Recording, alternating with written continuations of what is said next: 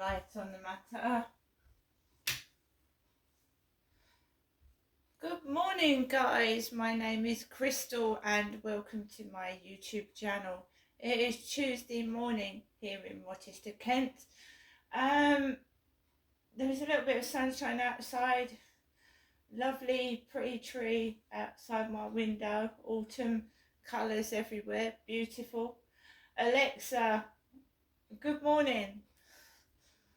Good morning, and happy birthday to Motown founder Berry Gordy. He gave a home to hitmakers like Marvin Gaye, Diana Ross, Stevie Wonder, and the Jacksons, and made it seem easy as 1, 2, 3. Alexa, what's the time, please? Good morning, Crystal. It's 8:33 a.m. Alexa, what's the date today? Today is Tuesday, the 28th of November. Alexa, what's the weather like? Currently, in Rochester it's 2 degrees Celsius with clear skies and sun. Today, you can expect mostly sunny weather, with a high of 6 degrees and a low of -1 degrees. Now, 2 degrees is very, very cold. It's not obviously minus yet, but later on in the year it will get to minus conditions. But considering that we went through a heat wave this year and the temperatures were quite high, 2 degrees is freezing cold. So you've got to have your heating on of some kind. If people haven't got heating, they have to wrap up warm inside their homes with blankets and jumpers and extra layers of clothing, thermal underwear. That's it. Because 2 degrees is freezing. Alexa, whose birthday is it today? Today's famous birthdays include American actress and singer Mary Elizabeth Winstead, American actor Alan Ritchson, American actor, playwright and director Coleman Domingo, Scottish actress and former model Karen Gillan, and American actor Johnny Simmons.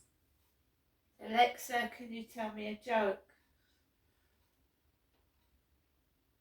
Do you remember that joke I told you about my spine?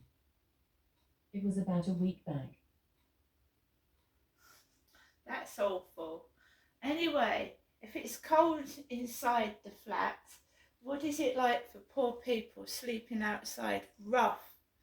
A lot of them die because they die of hypothermia.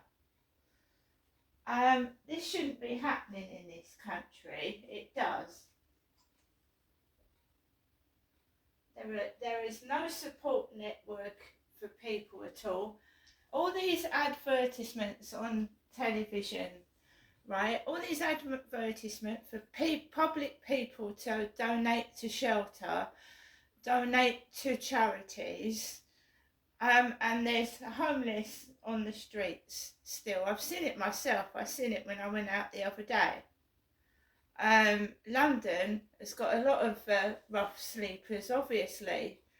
It's overcrowded, and the prices of rent in London are sky high. It shouldn't be happening in this day and age, but it is. So I'm not moaning. I've got a roof over my head. I've got lovely pets, and I've got food in my cupboard to eat, right? So I'm fine. Depression is something that just comes over you, and it can be annoying because you say to yourself, well, why do I feel depressed? Why am I upset? I've got everything to live for. I've got a roof over my head. I've got this and I've got that. But mine is social isolation. I'm isolated. Isolated.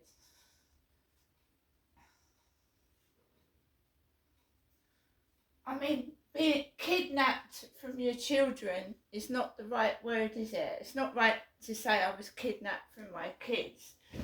I had a family. I had children. I had a 2-bedroom council house. I had everything to live for. Then you go into the internet, and this is where it all began. 2002, 3, 4. They convinced me that my life was a pile of crap.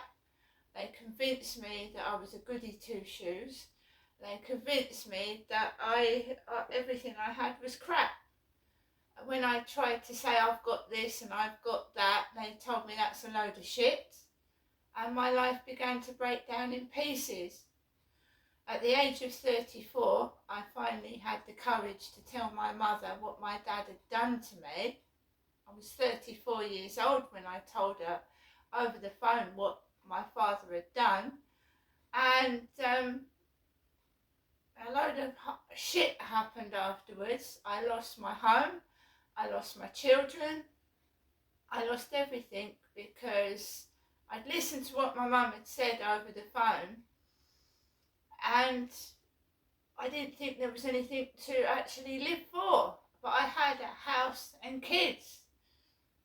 My mother had told me, now I know my parents weren't capable of looking after kids. I knew that, and I knew that my dad, the way he was treating me, was like a pig, and I was being abused. And then my mum told me that she never wanted to sleep with my father, and that he'd allegedly, I have to say allegedly, he allegedly raped my mother, and I was a product of a rape. That's what I was told in my 30s. That is when I began to break down into pieces and fall apart after phone calls from my mum. Now I knew that my dad hated me, the way he was treating me, but when she told me that I actually wasn't wanted, I was a product of a rape, I went down the pan. I went mental, I got upset, and I then began to fall apart, have some sort of mental breakdown, I think, and fall to pieces. And then everything went downhill after that, and I actually ended up down here living with my mother and father for about 3 years in their house that they owned at that time. And it all started when I was a kid coming back as an adult. He started to abuse me again, my dad did. Now I'm free of it. I still have a mother that won't let me go. She won't let me breathe. She won't let me develop. She won't let me move on. Whenever I go up there, she's talking about my dad, what he did to her, how her life is awful, how she deserves everything and she's got nothing. And that's all I get down my ears. What does my mum think that her and my father's behaviour did to us as children? My brother's dead, my sister's dead, I'm struggling to keep sane because I've got a mother keep calling me. When I go up there with a smile on my face and I look nice and I put my shiny boots on and I try and be happy, she puts me down. She puts me down. She laughs at me. She makes fun of me. She makes fun of my dead father. How do you think that her behaviour is affecting me now as an adult? It's making me feel awful. She's rung this morning. She rung yesterday. My mum rung and said, I don't think it's best you come up here because something might happen to your cat. What does she mean? What's she saying? That if I go up to hers, I'm going to find my cat in some kind of bad condition. What does she mean? Why doesn't she say what she means instead of subtleties? If you come up here, something might happen to your cat, your kitten.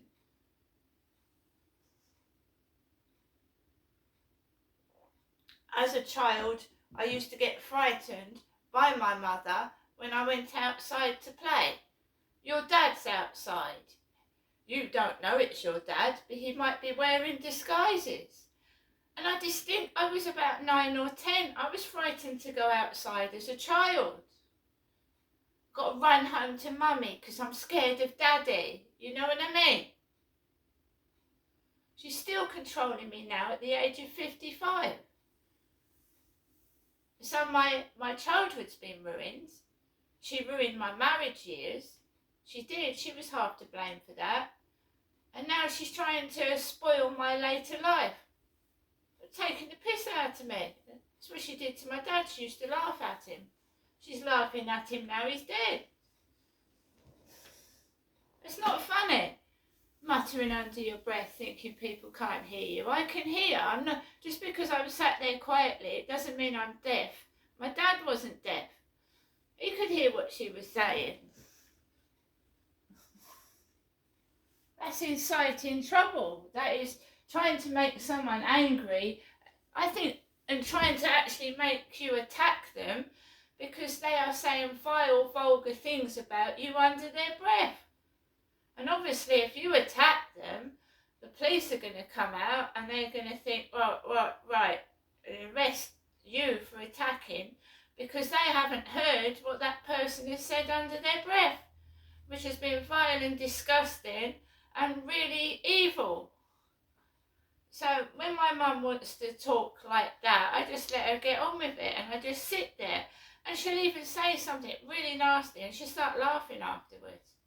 It's something that's sick and it's not even funny. And I have to make allowances because she's old.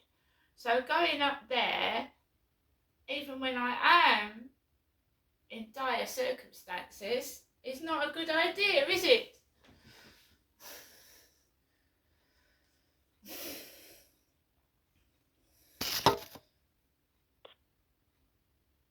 So I'm trying to ring voicemail. I don't want to actually ring my mother up. She left me a message this morning and I was still lying down, sleeping, and the phone going off won't. Welcome to your EE voicemail. You have 3 new messages. First new message. Received Sunday, November 26th at 3:34 p.m. Good afternoon. Message deleted. Next new message. Received Sunday, November 26th at 8:08 p.m. Good evening, Janessa. This is your last evening daytime telephone call to you, Janessa, from your mother, Jennifer, from my landline phone. Wishing you good night. God bless. I'll phone you tomorrow. Good night. Message deleted. Next new message. Received today at 7:46 a.m. Good morning, Janessa. This is your mother, Jennifer, speaking from my landline phone, giving you an early morning daytime telephone call. I hope you have a good day. I'll phone you again later on. Bye for now. Message deleted. So she's phoned last night. She phoned this morning. I spoke to my mum yesterday morning. She said to me, it's best you don't come up here because something might happen to your kitten. Immediately bells start ringing and you think, well, is someone going to try and do something to my kitten? Yesterday was awful. I didn't go out to the co-op. I have, like everybody else, I pay my water bills. I've got £55 that I pay every month to ICOSA. I pay council tax, which is £37 a month. I have my internet bill, which is £28, and I have various other bills, and I have to keep the phone topped up in case I get trouble outside and I need to get in contact with somebody. I have bills. I'm on benefits, right? I'm on benefits, but I still pay council tax. I still pay my water, and then I've got extortionate prices of gas and electric, which can be over £200 a month. They're combined. I have a separate gas bill, a separate electric bill. Everybody knows that the prices of electric and gas are going up, and I wasn't left any money by my father. That money was left to my mum, right? So I struggle, and my mum has been giving me small amounts of handouts from the money my dead father left her, because he didn't leave a will. He didn't leave a will where a solicitor goes through and shares the money. He died without leaving where he wanted his money going to. So it automatically went to my mum. She got the whole lot, everything. So she's been giving me small handouts, right, to help me out. So when I've treated myself to something, my mum has given me a small handout and I've gone out and bought something. That's all that is, right? Now, there's absolutely nothing. So I'm relying on benefits. Believe you me, I can't go to work because I'm sexually harassed. And it's not lying. I was sexually harassed at a Go Train training building. I had to leave it prematurely because this guy decided to sexually assault me in the kitchen of Go Train. It's not safe for me. I don't know why these men are doing it. I don't know who's telling them to do it, but I can't leave my flat for longer than about 10-15 minutes before trouble starts. I'm followed by idiots or something happens. Even when I go shopping, to do my just shopping, go in the co-op, it happens. You right, sexy legs? I can't live a normal life.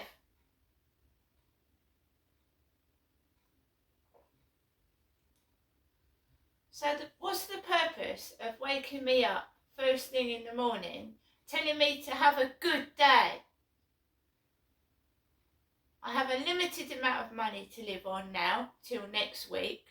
People ring to borrow money off of me. I help them, and then I am the one that ends up cold with nothing to eat. Because I'm soft, I'm nice, I help other people, and then it's me that ends up in the freezing cold.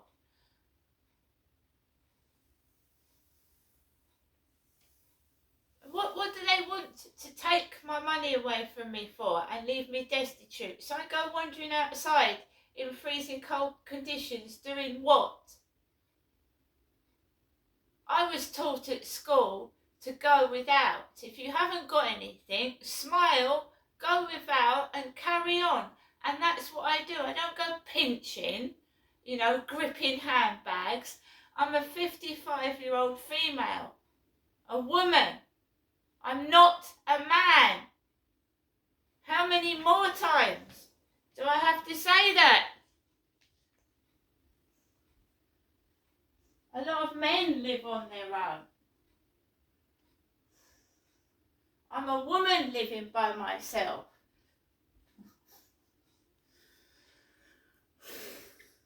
So, the guy that lives above me got up early this morning.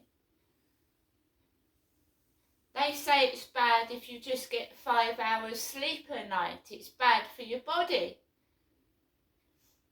He's getting up early in the morning. So I'm woken up, he goes out, then my mum rings the phone. Have a good day. And I will.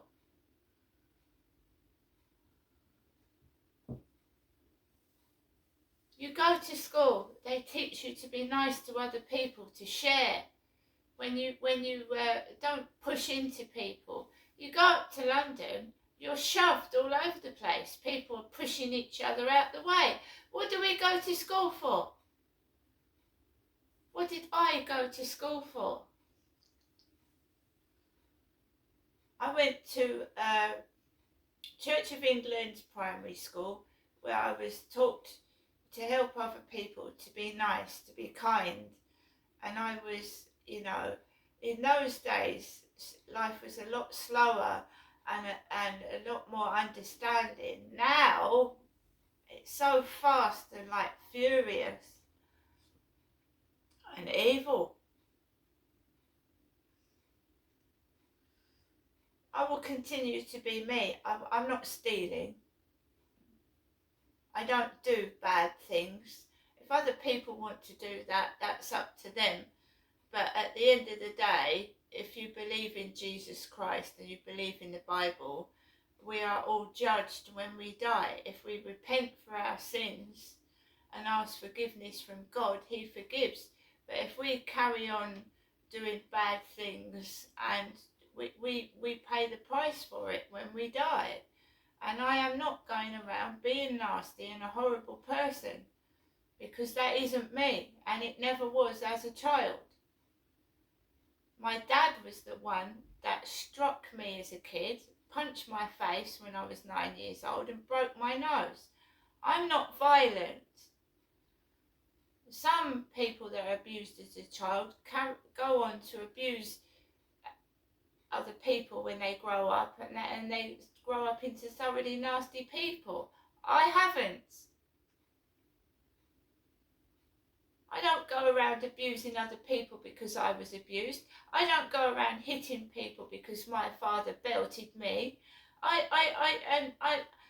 do believe that this was all done to me for a reason. Jesus Christ was persecuted and he did nothing wrong. He did nothing but heal the sick, let the blind see, cure the deaf, and give food to people that didn't have any. And what did they do to Jesus Christ because he was good? They crucified him. They beat him and crucified him and ultimately killed him for being good. So, my mum, when she says have a good day, good, that's what they do to good people. See you later.